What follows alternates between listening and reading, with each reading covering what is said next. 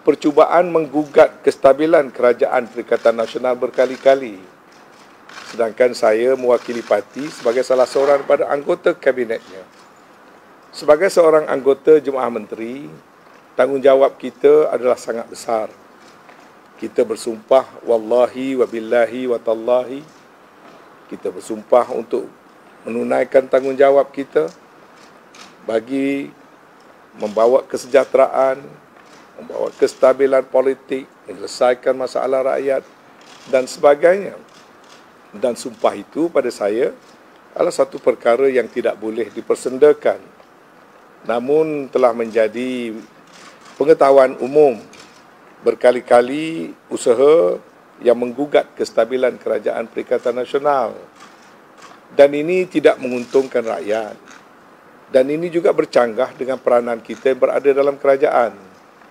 Jadi saya berada dalam keadaan serba salah nak turut terlibat untuk menggugat kerajaan yang saya sendiri menganggotainya ataupun untuk membuat penegasan bahawa sebarang bentuk insubordination, sabotage ataupun sebarang usaha untuk menjatuhkan dan untuk mewujudkan ketidakstabilan adalah bercanggah dengan sumpah aku janji tanggungjawab saya sebagai anggota Jemaah Menteri.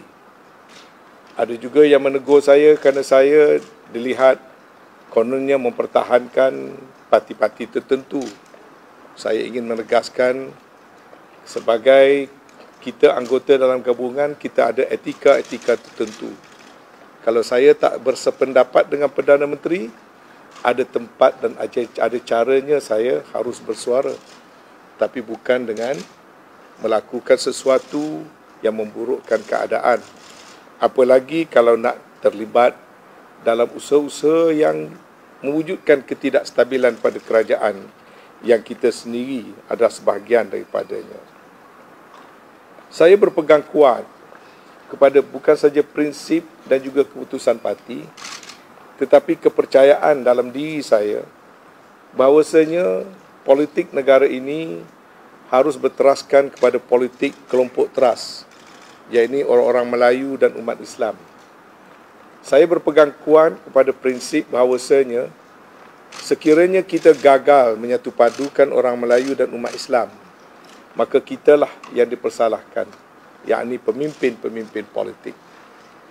Dan saya berkuat pada satu keyakinan, selagi mana orang Melayu dan umat Islam tidak dapat bersatu, maka kestabilan tidak akan wujud.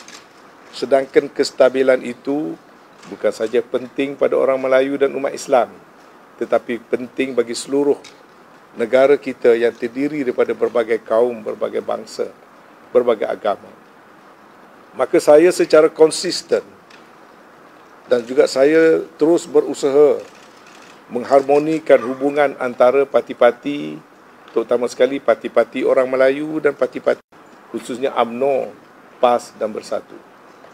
Saya membuat pengakuan di sini sehingga pada hari ini pun saya berpegang kepada prinsip UMNO dan PAS mestilah lebih rapat, lebih akrab. Kalau ada pun perbezaan, ada cara kita menguruskannya.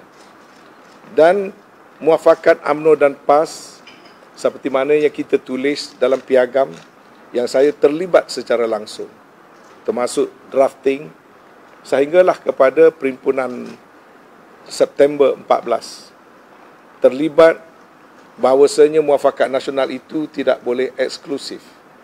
Dia mesti membawa pihak-pihak lain, parti-parti lain, agar maksud dan matlamat perpaduan itu dapat benar-benar direalisasikan.